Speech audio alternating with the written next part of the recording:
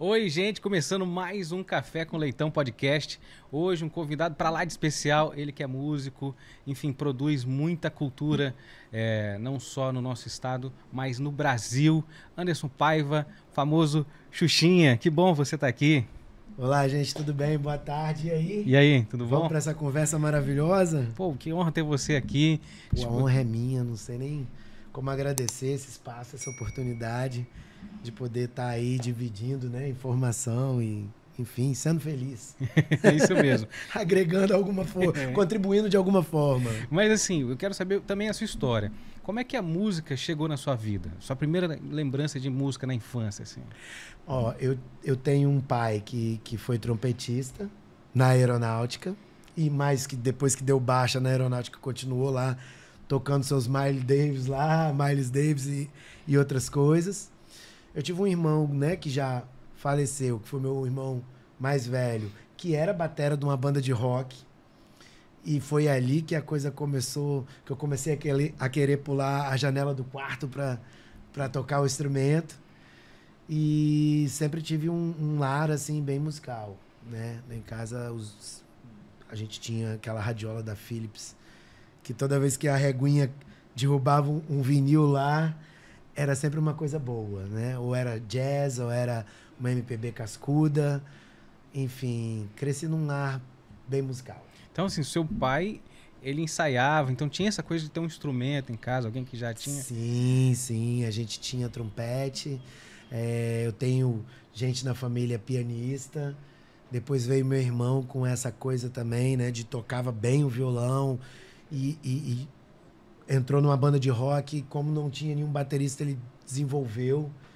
Ele falou, não, eu vou ser o baterista. E você vê que a pessoa tinha facilidade e sempre foi assim. Sempre foi assim. A música sempre esteve próxima mesmo. E eu imagino assim, e você falou lá dos vinis, o que você lembra assim de colocar ali um vinil? Você lembra de um que marcou, que você... Tinha essa coisa da capa, do Cara, disco? lembro. Secos e Molhados é um disco assim que é muito marcante na minha vida. Meu irmão, ele pirava, ele até se pintava e esse disco tocava super alto na minha casa. Tinha Glenn Miller e Paul Muriar, da parte do meu pai, né? Que são coisas do jazz, aquele jazz mais orquestrado. O som tava sempre tocando alto, cara. A gente sempre dava mais ênfase à radiola do que à televisão. Então, família Paiva é uma família... Tanto que na minha família atual, eu tenho primos pouco mais novos do que eu que estão seguindo e muito bem, né? Eu tenho um primo que é o Gabriel, em Belo Horizonte, que é considerado hoje um dos grandes bateristas, não só em Belo Horizonte, no estado de Minas, como a nível Brasil. Tem tocado com bastante gente importante. Tem um outro, André, também, que é batera. Tem outros músicos na família que eu não tive tanto contato, mas que também exercem essa função. E você vê que isso é uma coisa que vai dos meus tios e foi passando para os filhos, para os sobrinhos. A música perpetua na família Paiva. Bacana. Então é muito musical. E tinha também a questão de ouvir rádio também, assim? Sim. Principalmente no meu começo, assim, dessa relação mais aproximada com a música, que é uma época que enfim, eu gostava muito do rock mais pesado. A gente tinha programas de som pesado, onde que, na época do cassete, a gente dava o play rec e ficava ouvindo. Eu coletava bandas e músicas na rádio constantemente. Eu não, né? Todos os meus amigos, assim, com vários deles eu lido hoje, né? O Chocolate, que a gente teve o Java Roots junto. O Valdez, que foi um cara que me levou para a escola de música. Pô, já que você gosta de bateria, então vamos lá fazer aula com o meu professor.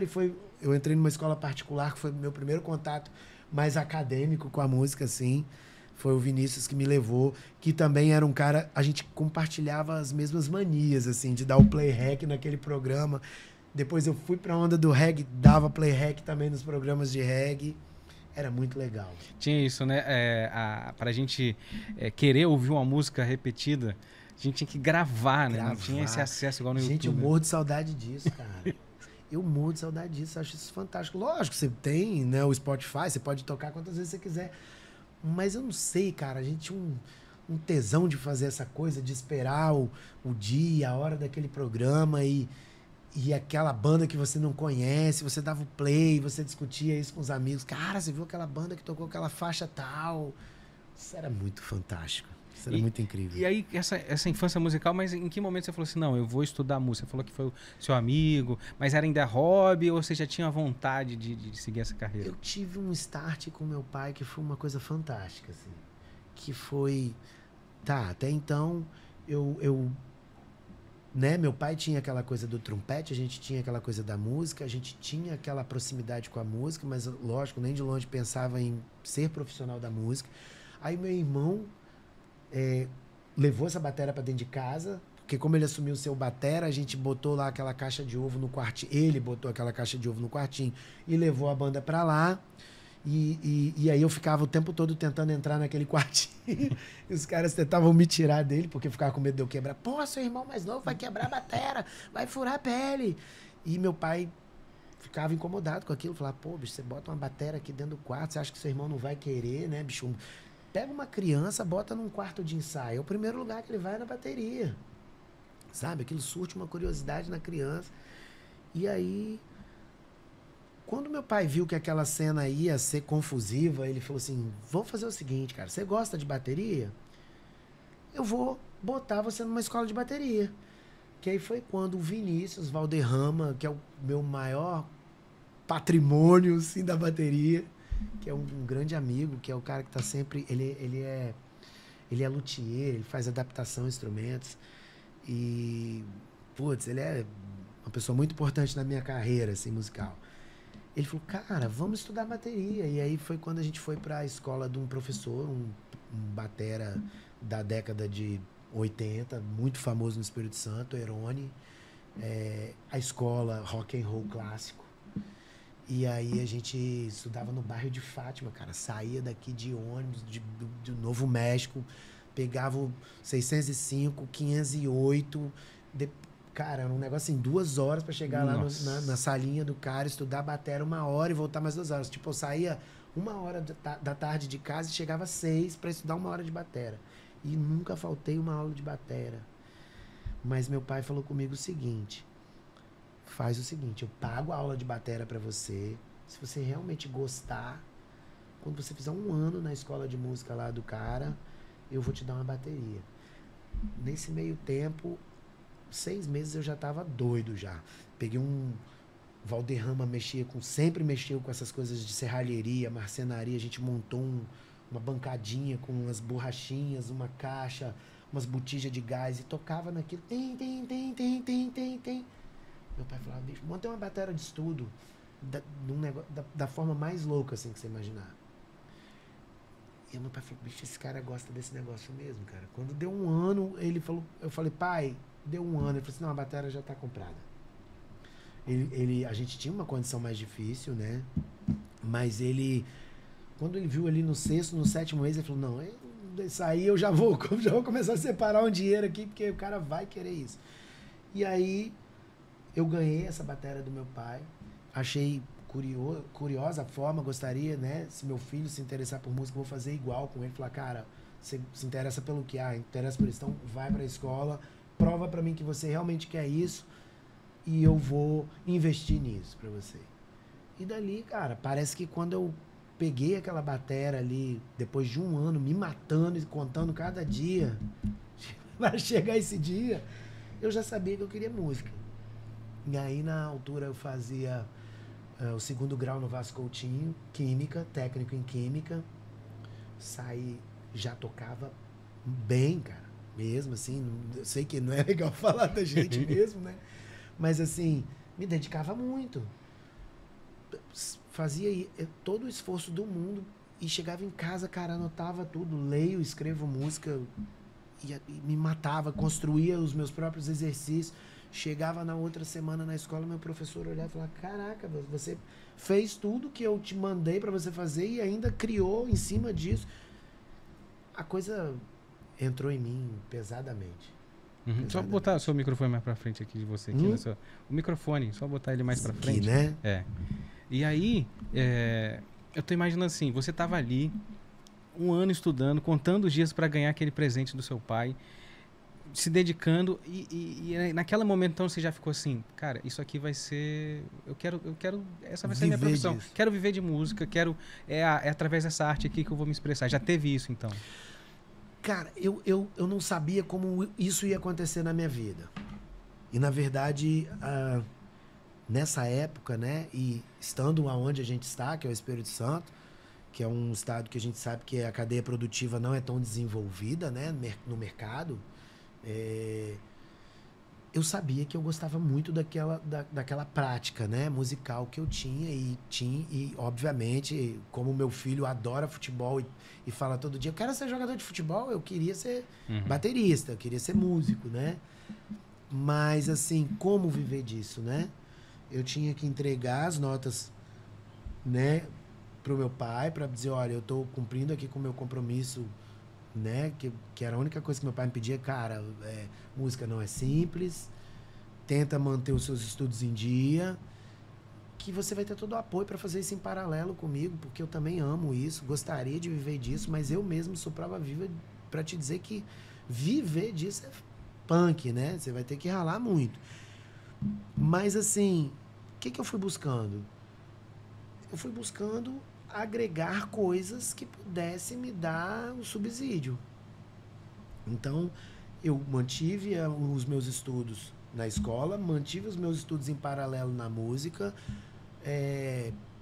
Quando formei ali 4 anos, com aquele professor, eu fui buscar uma escola formal mesmo, a EMES na época, dava aula para iniciantes e aí já obtinha dali uma renda.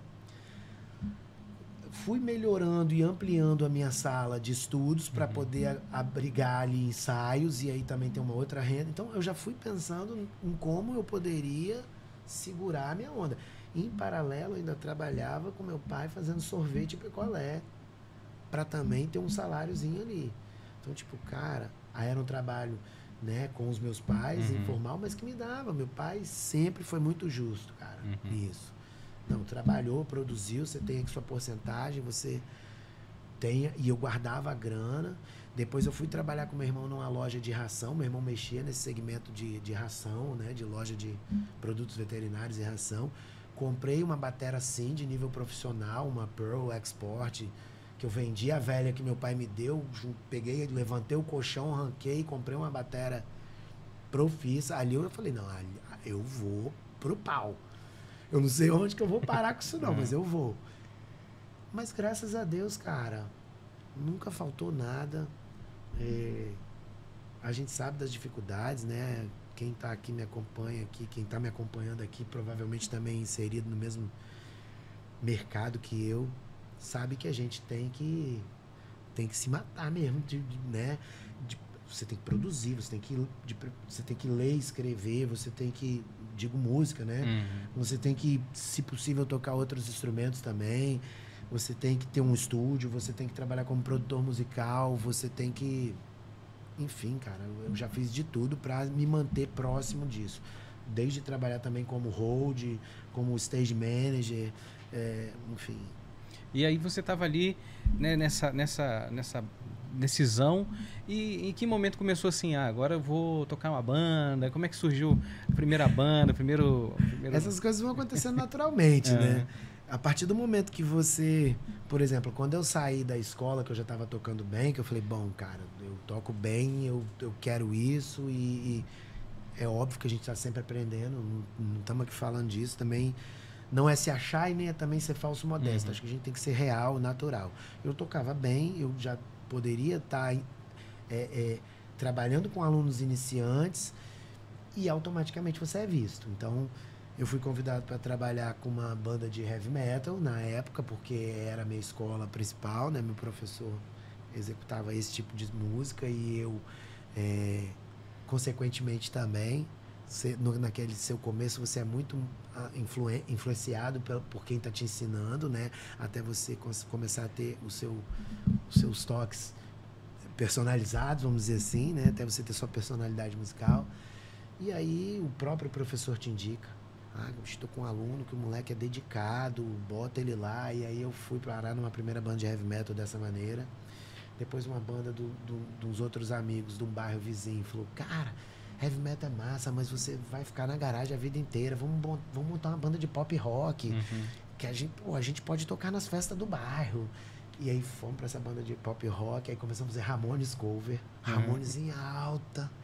E a gente tocava nas festas da galera do surf, do skate. Então, aí sim, eu comecei a tocar realmente em público, né? Pro público. E aí também, automaticamente, comecei a ver, olha, preciso ampliar. A gente começou a ter uma transição dessa onda, né? Porque no começo, o metaleiro tinha que ser metaleiro, o punk era o punk, o pop era o abestalhado do pop. Não era muito admissível. Tipo, o cara é metaleiro, tá tocando numa banda de reggae, como é que é isso? Né? Tinha muito essa onda.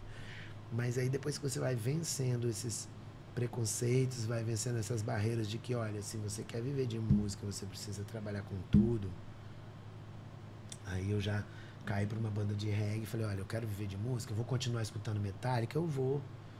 Mas o Metallica eu não vou conseguir ganhar cachê tocando Metallica na garagem, então eu vou. Aí a gente começou a entender isso dessa maneira. E aí, graças a Deus, eu tive a oportunidade de entrar no Java Roots logo no começo, né? Na verdade, eu tive uma banda de reggae antes do Java Roots, que era o Kaya Natura, que era com Léo Grijó, do Salvação, com Marcelo Lindgren, que depois eu arrastei pro Java Roots, mas no começo estava eu, Léo Grijó, Léo Dentinho, que tem uma banda chamada Bomba Relógio, também muito conhecida por uma galera. Opa. Deixa aqui, vou deixar ali. E a gente foi tocar em Guarapari, na época na Boate Ouriço. E aí, cara, tocava mesmo de quarta, quinta, sexta, sabe que o verão a gente tocava brutal, assim. Cachê, eu falei, cara, tô ganhando grana com isso, que beleza. E aí chegava segunda-feira, botava um Sepultura pra ouvir.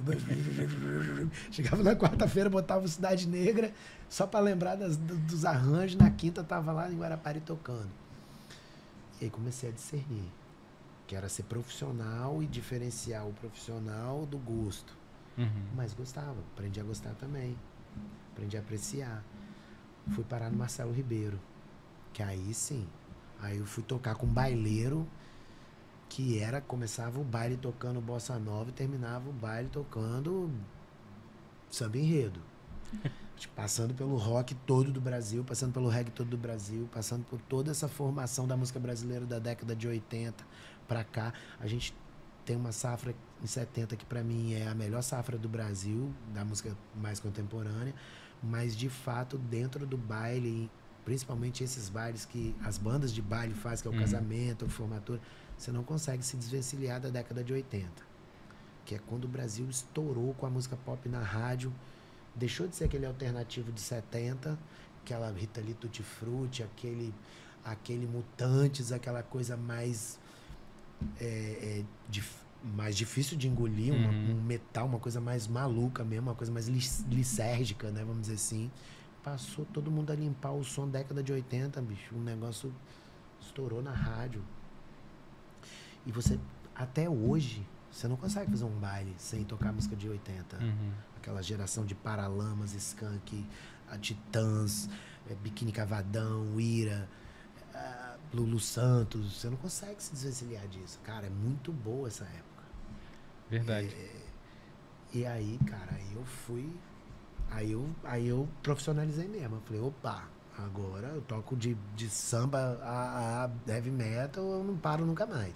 E foi com Java Roots ali que você experimentou, assim, aquela realização de um sonho também, de grandes festivais, tocar em várias cidades, estados, lançar um CD, gravar, entrar no estúdio. Foi ali que começou a... Foi. Eu até pulei, né?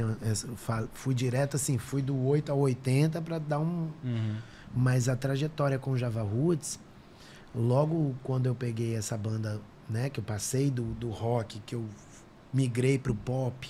E aí, então, a gente tava numa época que o pop reggae, né? Era o que mais tocava no dial. Então, o nosso repertório era mesmo esse reggae.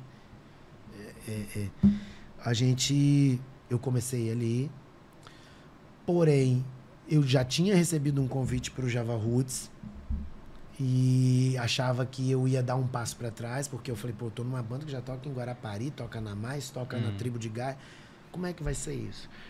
Só que ao mesmo tempo eu estava trabalhando com os caras que estavam um pouco mais dispersos, maravilhosos todos, são os meus amigos até hoje. Quando eu vi os meus amigos do rock migrarem também, um pouco depois de mim, mas com uma proposta de trabalhar uma coisa autoral, porque a galera que vem a gente vem do metal, né, cara? Vamos abrir o jogo. A gente vem do metal, então a gente tá acostumado a não ter nada. Então, pra gente migrar pro pop, que seja ele autoral, pra gente já é descomplicar pra caramba. Então, eu falei, cara, eu saí do metal, tô aqui no reggae, é maneiro isso aqui, mas eu tenho uns outros caras aqui que querem fazer isso, mas também querem trabalhar música autoral. E eram uns caras, assim, que eu já conhecia, que tinha uma outra forma de trabalhar mais séria, sabe? Tipo, um já queria fazer a contabilidade, o outro já queria fazer a estratégia de marketing. Eu falei, opa, peraí, isso aqui parece ser mais organizado. E aí eu chamei meus coleguinhas que a gente levava mais no forfã. Era uma parada mais rock and roll mesmo, era o reggae mais maluco, mais solto. E falei, galera, eu vou pular para um outro projeto que até então me propõe algo mais rígido com a música a nível de empresa. E eu já sabendo que o negócio era difícil, não vou perder tempo. Se eu quero viver disso, eu tenho que entrar numa parada onde os caras estão mais focados no nível organizacional. E, cara, a gente em um ano... Aí eu fui pro Java Roots. Em um ano a gente conquistou coisas impressionantes. Porque a gente realmente estava focado. A gente...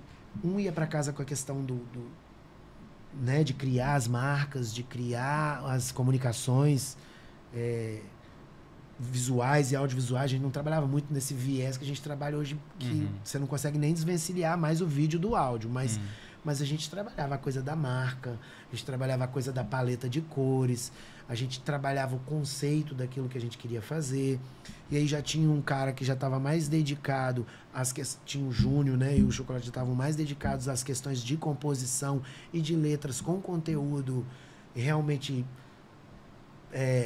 que botam para pensar, né, filosoficamente falando, mais interessantes. E aí a gente tinha o cara que era um cara que já estudava ali a questão da matemática, que é o Thiago, que hoje inclusive é engenheiro, que é um cara muito bem organizado com a questão de números. E eu, um cara cachorro louco, que juntava todo mundo e jogava no quarto e tacava música, né? Então, quer dizer, a gente tinha realmente um conjunto que se conectava muito bem. E tinha, consequentemente, um produto que agradava a todos nós, mesmo que a gente não fosse tão pop. Eu digo isso por quê?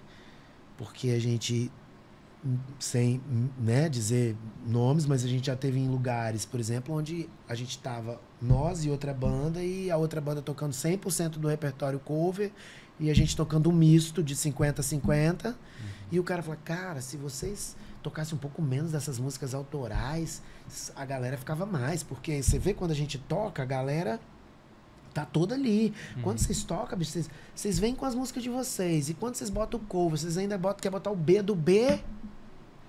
Pô, galera não se comunica, então fala, cara, posso te falar? A gente busca personalidade. Posso te falar outra coisa? Se na sua hora tem 1000 pessoas na frente do seu palco ouvindo cover, tem 1000 pessoas curtindo o seu baile de cover. Se tem 200 no meu, tem 200 pessoas que estão interessadas em ouvir a minha música. Na minha opinião, isso é muito mais interessante, você ter 200 pessoas querendo consumir aquilo que você produz, do que ter 1000 pessoas consumindo aquilo que já foi criado por outra pessoa.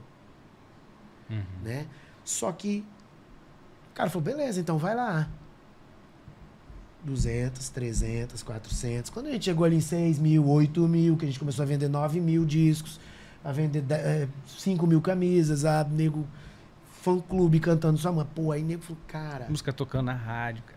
Aquilo é foda, aquilo é muito foda, aquilo é outro patamar. Aí você tá ali, aí teve uma galera que juntos, né, como o Pé do Lixo, o Manimal, o Lordose para Leão. Depois chegou uma outra safra muito legal, que é o Casaco. O Macuco chegou um pouco depois, na geração próxima, a seguir a nossa, mas já veio com tudo isso já talhado para eles, né? Bom, já existe um mercado que consome isso. E aí foi quando chegou também gravadoras interessadas nos produtos que eram feitos aqui, festivais que, né, como o Dia D, que eram quase que 100% autorais, lotados de pessoas. Cara, isso é um ciclo. É um ciclo. Esse ciclo é muito maravilhoso. É formiguinha, você vai botando uma pedrinha, 2 pedrinhas, ele só vai funcionar se você começar.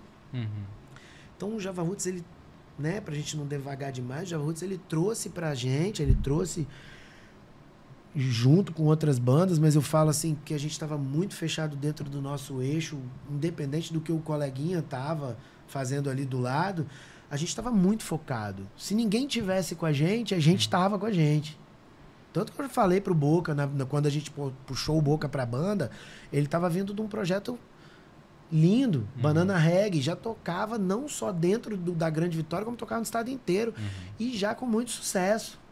Tipo aquelas bandas Reza Forte, Caramelo, Vups, daquelas épocas que tocava tudo. Eles tinham uma banda que tocava Banana Reggae, cara, tocava os pops do reggae e a galera adorava aquilo. E ele falou, cara, como é que eu vou sair de uma banda que eu todo fim de semana tô num município diferente pra vir pra cá ficar costurando música autoral? Eu falei, cara, porque aqui vai dar certo.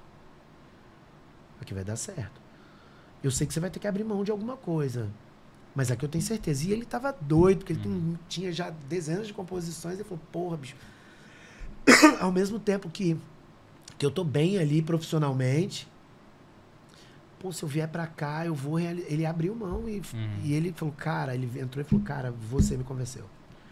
Eu vou dar 2 passos pra trás pra dar o passo que eu quero dar pra frente, que é ter a oportunidade de colocar aquilo que eu escrevo junto com o que Chocolate escreve, a gente caminhar juntos e eu ter a oportunidade disso. Tanto que ele foi em alguns shows da gente antes de entrar e ficou coçando a cabeça. Puta que pariu. É isso mesmo, né, velho? Cara, aí uns 3 shows que ele viu, ele falou, fuck, é isso que eu quero. E aí foi lá e falou, eu quero. E aí a gente fechou ali o time, sabe? Eu trouxe o Marcelo, que era um pianista muito bom do Caia Natura. O Júnior saiu do Banana Reggae, veio e completou comigo o Chocolate Thiago, que estava muito objetivo. E a gente conseguiu realizar coisas incríveis também. E aí já pulo direto também porque é o polêmico do Java Roots, na minha opinião, né? Se meus amigos verem, eles vão concordar também. E se não concordar, concorda também. Que eu acho que o Java Roots chegou um momento que ele já não conseguia transformar toda aquela nossa ideia preciosa, acho que é uma palavra boa, com um mercado que não pagava por isso. Porque isso é muito simples. Você tem um produto, a banda ela é uma coisa da nossa paixão, mas ela é um produto que a gente cria.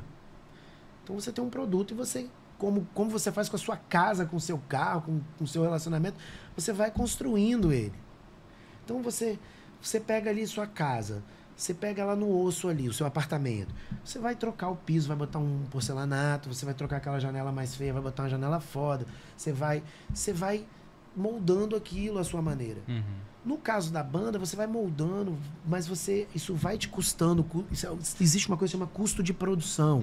Então a gente chegou num momento de mercado que a gente foi ali, precisamente ali naquela época do acústico, que a gente tinha um cenário fantástico, a gente tinha, sei lá, 9, 10 músicos no palco, a gente tinha técnico de som, a gente tinha técnico de luz, tinha 2 roads, a gente tinha o transporte que buscava a gente na porta de casa, a gente tinha um cenógrafo, a gente tinha tudo, assessor de imprensa, tudo. Então era uma banda que ela custava ali um X por mês, que a gente não conseguia cobrar nem 1/3 daquele X na hora de vender a banda.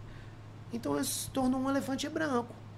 Aí você pensa, como é que eu faço quando eu chego nesse ponto? Eu volto para trás, é isso mesmo? Então, tipo, eu consegui lançar um espetáculo no Teatro Carlos Gomes e depois no Teatro Glória, com todo aquele glamour de cenário, de iluminação, de equipe, e amanhã eu faço o quê? Eu volto pra garagem? É muito broxante essa merda, cara. Sabe? Então, aquilo foi um pouco cansativo pra gente. E aí depois vem um outro ingrediente que aconteceu a nível de mercado, que se for o caso a gente fala pra frente, mas não vou entrar nisso agora, senão eu vou falar 1 hora direto. Não, então aqui pra isso. Que o mercado deu uma despencada economicamente, o que já não pagava a estrutura ainda deu uma despencada economicamente. E aí, bicho, a gente estava extremamente estafado de tentar buscar patrocínio, apoio, de ir a São Paulo, de ir ao Rio e tentar conversar, e sempre aquelas propostas bem difíceis de você aceitar, de você assinar, porque a gente é tipo, me dá tudo que você tem e eu vou ver o que eu faço por você. É. Cara, eu não vou entrar nessa porra. E aí eu já tocava em paralelo com o Marcelo, em outros bares, eu já ganhava minha grana bem legal. Vamos falar sério, já tocava 3, 4 vezes por mês, às vezes trocava 10, mas na maioria das vezes não. Não é uma coisa que você sustenta o ano todo. No verão aquilo era muito bom, no inverno você fazia um show por mês. Você não paga a conta com aquilo. Ainda mais querendo da forma que a gente queria. Com equipe, com cenário, com tudo, você não paga. Chegava uma hora que a gente olhava pro caixa e falava, bicho, a gente tem X no caixa, paga fulano, paga, sobrou quanto? Não, marcamos uma dívida aqui de 3 mil reais. Vamos fazer uma vaquinha porque o técnico lá precisa receber. Eu falei, gente, desculpa. Olha só, muito bom, mas pra mim já deu. Já deu porque, cara, se eu quiser avançar com isso, eu preciso ganhar profissionalmente com isso. Ou eu vou... E aí teve 2 figuras na banda, que é o Marcelo e o Thiago, inclusive, que um concluiu engenharia na UFES e o outro concluiu arquitetura também na UFES, e aí começaram a trabalhar com suas vidas profissionais, e aí sim, para eles ficou mais confortável. Se quiser continuar. Agora, para mim, para Chocolate, para Júnior, como é que é isso? Né? Nessa altura. Eu praticamente nem terminei o 3º ano de técnico de química. Eu já estava indo para uma outra doideira, que depois eu tive que correr atrás lá para ter 2º grau. Então, tipo assim, muito doido isso. Né? Porque aí você começa também a chegar num ciclo da vida que você falou, opa, meu pai não tem grana, eu não sou filho de rico, eu preciso do meu sustento. E aí realmente começa a fazer diferença você ter ou não ter ali um recurso financeiro, e aí você tem que fazer uma opção. E aí nessa hora a banda, né, então cada um foi buscar então o seu novos caminhos, e você nesse momento viu o quê? O que eu vou? Outras bandas apareceram, outras propostas, como é que foi? Aí, esses 3 figurões que eu falei, que é, né, no caso eu, Chocolate e o Boca, artista nato, não sabe fazer nem muito bem outras coisas. Hoje eu sou pedagogo e tudo, né? Tô terminando, na verdade, pedagogia. Tenho também música, mas assim, não é uma coisa também com que se ganha dinheiro. Mas assim, tudo, inclusive a pedagogia, porque a música está em volta disso. Tem a ver com educação musical, com trabalho com música nas escolas, com trabalho com música em projetos sociais, etc.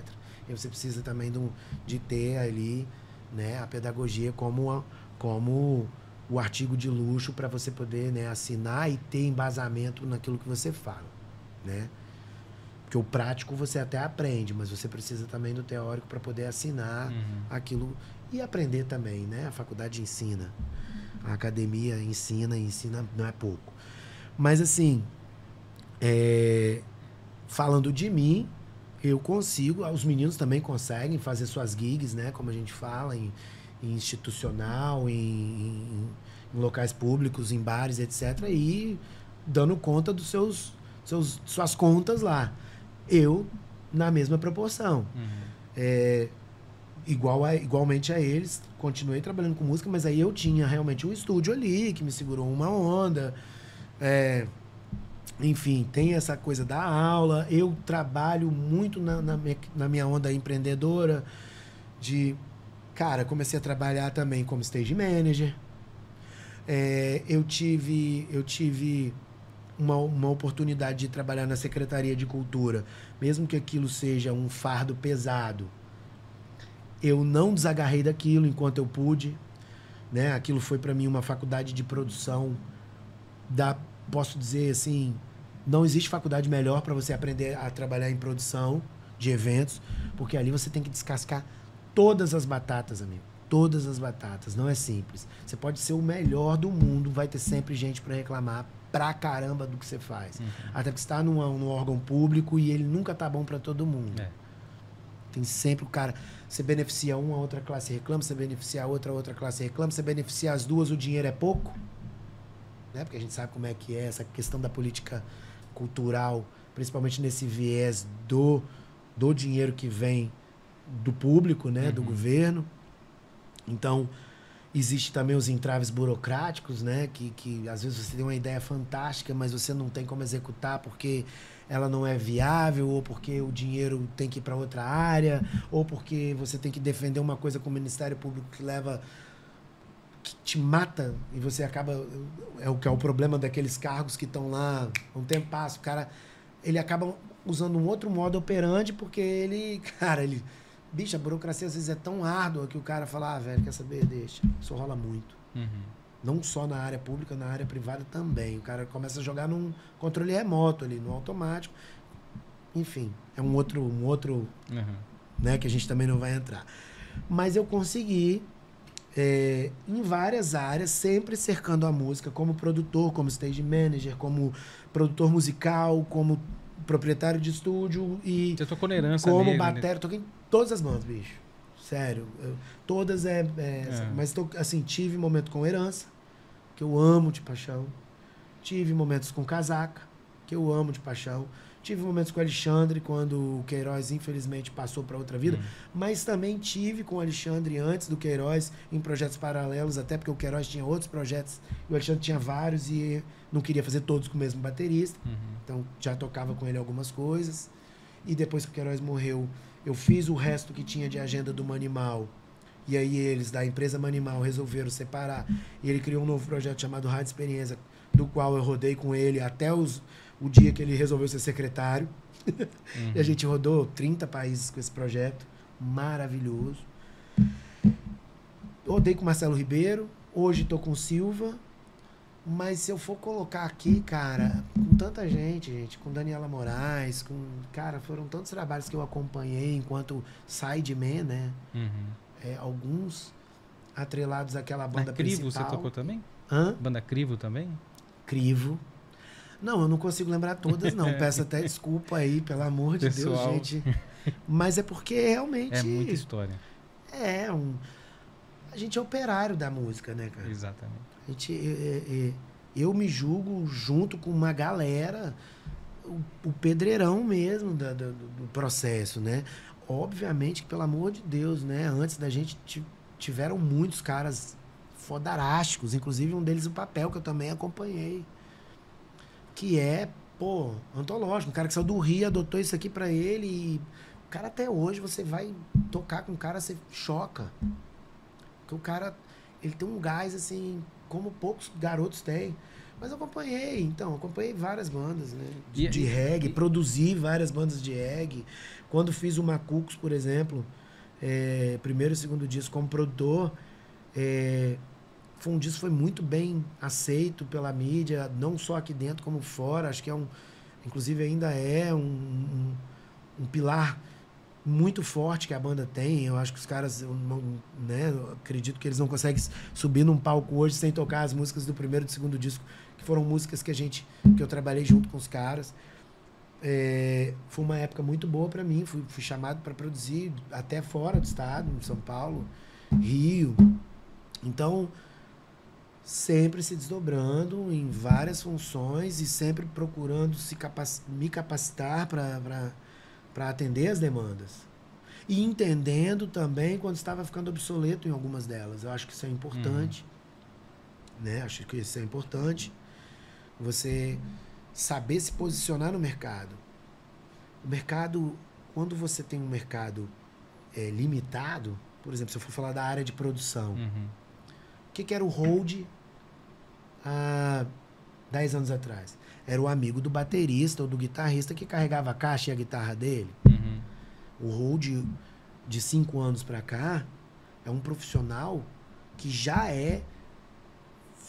era, né? Mas na cadeia produtiva do Espírito Santo, ele já não é o cara que carrega, bicho. Se o cara for para lá sem sabe? Sem um equipamento necessário e sem a sagacidade, sem a capacitação necessária para fazer o que ele tem que fazer, que é entender de áudio, entender de montagem, mas entender a nível que nem um técnico de som entendia há 15 anos atrás. Você entende o que eu estou falando?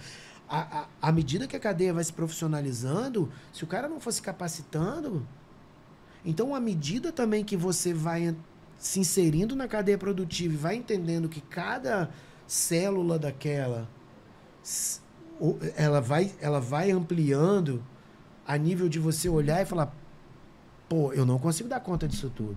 Eu preciso... O que eu sou hoje? Eu sou um hold?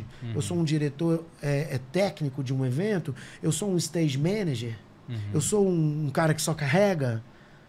Eu não posso ser mais esse cara que fazia tudo, que carregava, que cuidava do músico, que fazia não sei o quê, e que ia lá na mesa e falava com o cara da mesa. Hoje você necessita... Se você quiser estar de pau a pau num mercado que você só vai atender ele, só vai atender a expectativa do mercado se você realmente entregar as funções de cada um, você vai entender que você precisa se posicionar e você precisa abrir mão. Né? Que é aquilo que a gente estava falando. Olha, a gente precisa... Eu posso ser produtor musical hoje? Não.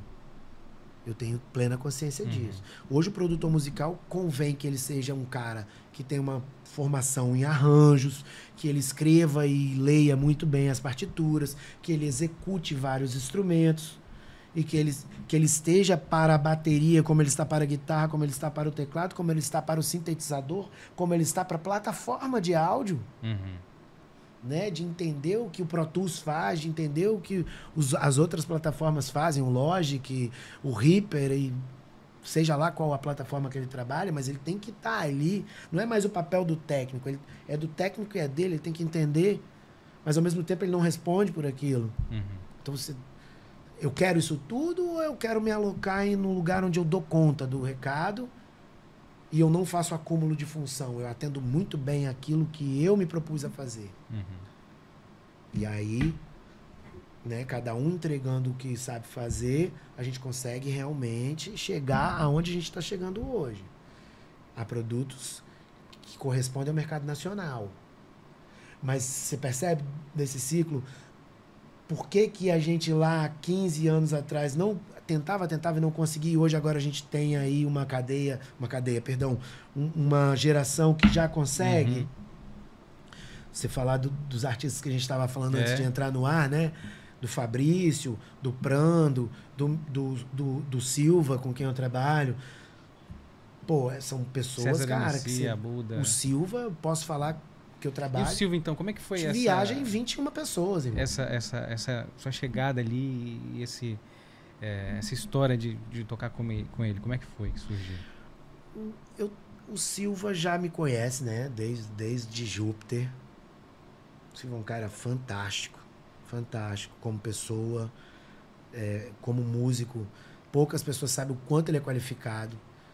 Então, só pra gente entender quem é a pessoa nesse lugar onde ele tá, ele é um cara que formou, que a mãe dele é professora na FAMES, que ele formou em violino, que ele estudou produção musical na Irlanda, que ele é um excelente pianista, um excelente violonista, que ele canta e se dedica cada minuto da vida dele todos os dias para isso. E que também tem um irmão que trabalhou no mainstream da música gospel e que conhece pra caramba de mercado, além de ter sido um artista fenomenal ali, que é o Lucas Silva, que é um cara que mordeu uma fatia gigante desse mercado há uma década atrás, talvez duas, honestamente não sei te falar com precisão, mas um cara que foi um artista da Sony no mercado gospel e que viu de perto para ele o que ele tá vendo acontecer com o irmão dele. Então, ou seja, essa história não é nova para ele. E ele direcionou muito bem e direciona muito bem não só a parte de composição, como a parte de direção. E não adianta você ser um artista bom pra caramba se você não tem essa direção. Então hoje a gente tem pessoas que nem sequer viajam com a gente, mas que estão lá sentados numa cadeira trabalhando, né? Para a estratégia de marketing, para o que vai acontecer na rede social, para como esse artista vai aparecer, para o que ele vai falar. Tem pessoas que estão lá no financeiro só para fazer o que tem que fazer, né? E tratar daquilo. E são pessoas que a gente nem conhece tão bem, mas a empresa como um todo funciona e entrega esse produto para o mercado. Então, cada um faz sua parte mesmo. O cara, às vezes, ele poderia querer vestir uma outra camisa, mas ele veste a camisa que o cara que tem a direção da identidade visual dele fala para ele vestir. Como ele vai. E às vezes você pode pensar, olha, porra, será que é isso mesmo? Será que você não fica muito prisioneiro de si? Ele não é prisioneiro de si, mas ele entende né? que existe um profissional para cada setor ali. Isso dá resultado.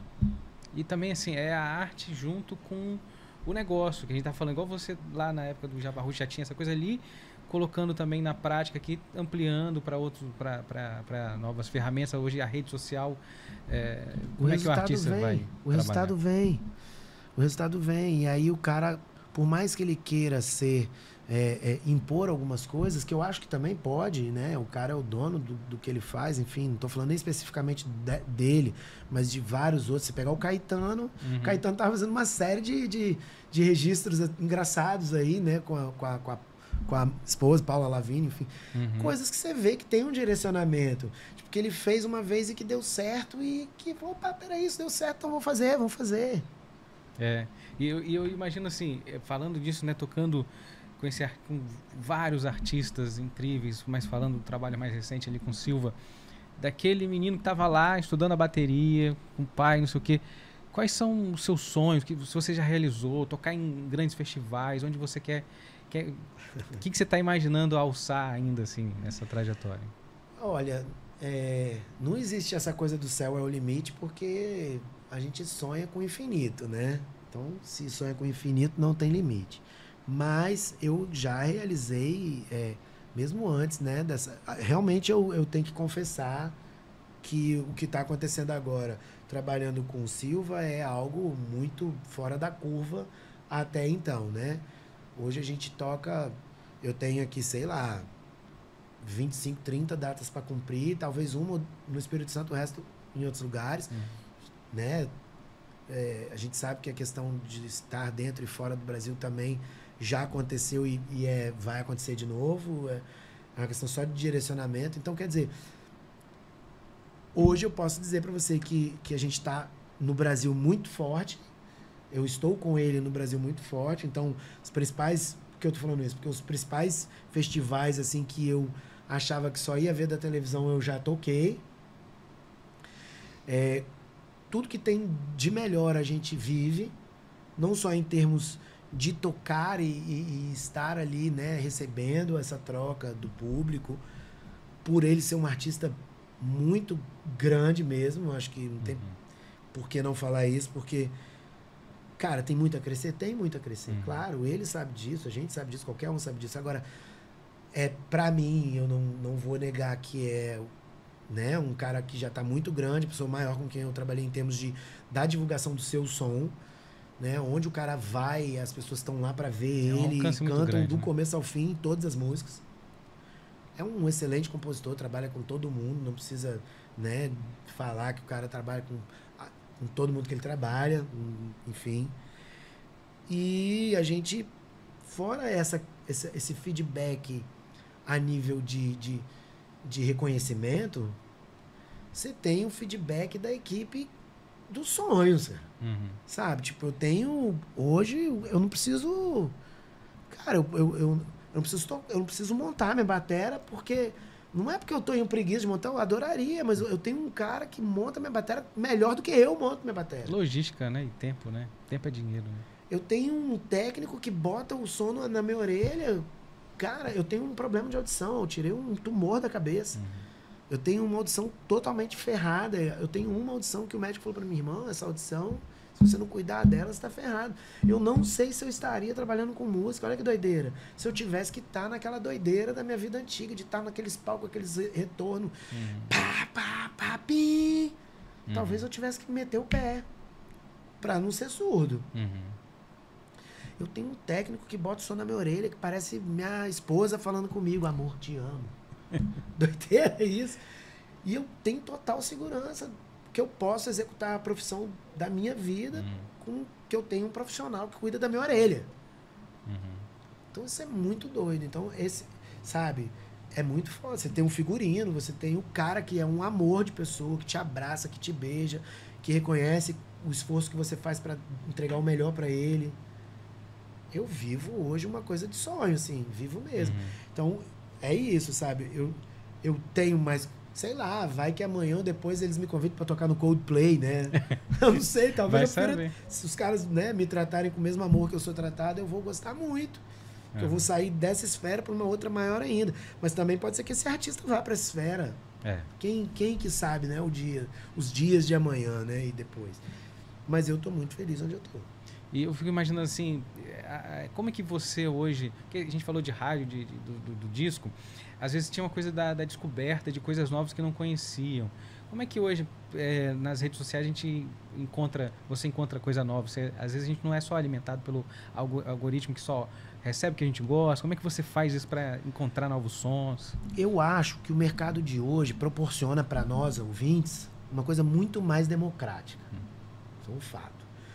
Quando a gente passou praticamente os últimos 10 anos tentando se adaptar a esse novo formato de mercado. E a gente ainda não, né? A gente ainda está tateando várias coisas e eu acredito que vai ser assim pro resto dos tempos, porque é muito volátil, né? Tudo que a gente faz hoje é muito volátil. Você vê a pessoa tá aqui hoje com o luva de pedreiro e amanhã já é o luva de sei lá o que. É outra. Então, são poucos artistas. Nisso também eu tenho que tirar o chapéu para o artista que eu estou trabalhando, que é o Silva, que galgam uma coisa maciça, que pode ser que ele tenha um momento hypado, pode ser que ele tenha um momento baixo, mas como ele pratica conteúdo conteúdo de qualidade, ele sempre vai ter aquele cara que acompanha ele. E aí, por que eu estou falando isso? Porque essa solidez só vai ter o cara que realmente vai catando o coleguinha e vai mostrando para ele, eu sou esse cara aqui mesmo, o meu conteúdo é de qualidade mesmo, quem quiser ficar comigo, fica comigo, tamo junto. Se você não gostou, amigo, procura sua turma, vamos dizer assim. E antigamente a gente não tinha a gente não tinha... o mercado não era assim. A gravadora escolhia com quem ela queria trabalhar e ela insertava no mercado o que ela investia. O que tocava no rádio era o que era pago de verdade. Aí, não é que agora não é, mas assim, você não tinha opção. Hoje a rádio é obrigada a alocar pessoas que são assim. Por exemplo, se um cara viraliza aqui, a rádio vai tocar ele. Se ele vai pagar ou não vai pagar, não interessa. A rádio vai tocar porque ele viralizou e quem escolheu ele foi o público. Isso foi democrático, né? Então hoje você pega qualquer artista, se eu monto uma banda que tem conteúdo, é onde eu quero chegar. Se você monta uma banda que tem conteúdo e esse conteúdo se identifica com um determinado grupo de pessoas, você está postado na internet de igual para igual com o Rapa, com qualquer outra banda, né? Vocês dividem o mesmo espaço. É óbvio que esse cara tem um investimento maior, porque ele tem uma receita maior que já vem de outros tempos, mas você está postado ali como ele está postado. Se o público dele se identifica com você, porque as plataformas de música elas associam, né? Eu imagino, por exemplo, que o Herança Negra, quando coloca na internet, quando ele entra numa playlist, ele vai automaticamente tocar essas bandas que estão ali com ele. O Rapa, o Charlie Brown. Essas bandas vão estar ali naquele mesmo... Porque é isso, né? Eu pego um artista e boto aqui, automaticamente já vem o... Já chama, já traz. Já traz pra dentro da... Se você curte isso, então toma aqui. Então, tem aqui um infinito disso aí que você curte. Então, ela acaba te colocando ali, obviamente que tem os processos, né, que você tem que colocar e que você tem também que articular enquanto um cara que hoje tem que entender mais dessas articulações de mídia do que de tudo, mas você consegue se posicionar ali. Eu acho isso mais democrático do que o mercado que antes você só lidava com coisas que as gravadoras colocavam ou com alguns indies que tentavam te tocar, mas que, na verdade, existiam milhares de bandas que eram fodarásticas e que você não conhecia. E hoje você tem essa possibilidade de conhecer. Ao mesmo tempo que a oferta também, né, bicho? E aí se torna um pouco volátil também. Ah, eu tenho Rage Against the Machine, mas tem 50 mil Rage Against the Machine agora. Esse aqui, legal. Esse aqui, maneiro. Mas é democrático, né? Se você toca o coraçãozinho daquele, de cada 50 mil ali, você toca o coração de 5, aquele cara vai com você. E esses caras, o cara fala assim, pô, o artista que você trabalha não aparece muito em televisão, ele não aparece nisso, eu não vejo ele. Aí você não vê. Ele, inclusive, no Espírito Santo, ele nem tem o resultado da imagem que ele tem em outros estados por onde a gente passa. Mas ele tem uma quantidade de streaming ali, cara, que ele não precisa, cara.